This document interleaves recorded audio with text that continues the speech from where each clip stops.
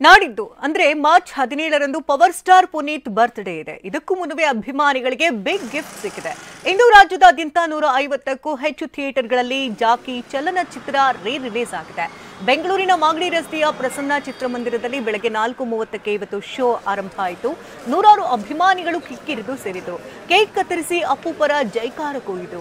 14 ವರ್ಷಗಳ ಹಿಂದೆ ತೆರೆಕಂಡಿದ್ದಂಥ ಪುನೀತ್ ರಾಜ್ಕುಮಾರ ಜಾಕಿ ಚಿತ್ರ super hit ಆಗಿತ್ತು. ಇದೀಗ ಅಭಿಮಾನಿಗಳಿಗಾಗಿ ಮತ್ತೆ ಬೆಳ್ಳಿ ತೆರೆಗೆ ಬಂದಿದೆ.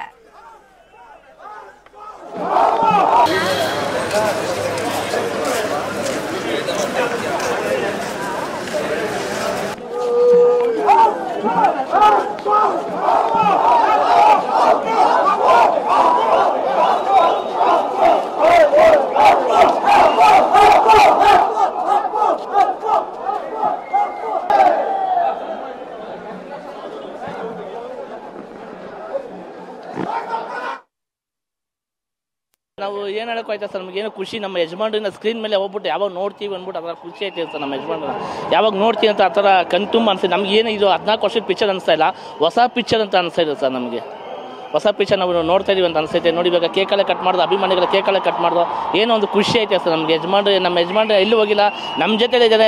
ನಮ್ಮ ಮನಸ್ಸಲ್ಲೇ ಸರ್. ನಮ್ಮ ಯಜಮಾನ್ರು ನಮ್ಮ ಮನಸ್ಸಲ್ಲೇ ಇದ್ದಾರೆ ಸರ್. ನಮ್ಮ ಯಜಮಾನ್ರು ನಮ್ಮ ಮನಸ್ಸಲ್ಲೇ ಇದ್ದಾರೆ, ಎಲ್ಲೂ ಹೋಗಿಲ್ಲ. ಅವ್ರು ನಮ್ಮ ಮನಸ್ಸಲ್ಲೇ ಇದ್ದಾರೆ, ನಮ್ಮೆಲ್ಲ ಜನಗಳ ಮಧ್ಯೆ ಇದ್ದಾರೆ ಸರ್. ಅಪ್ಪು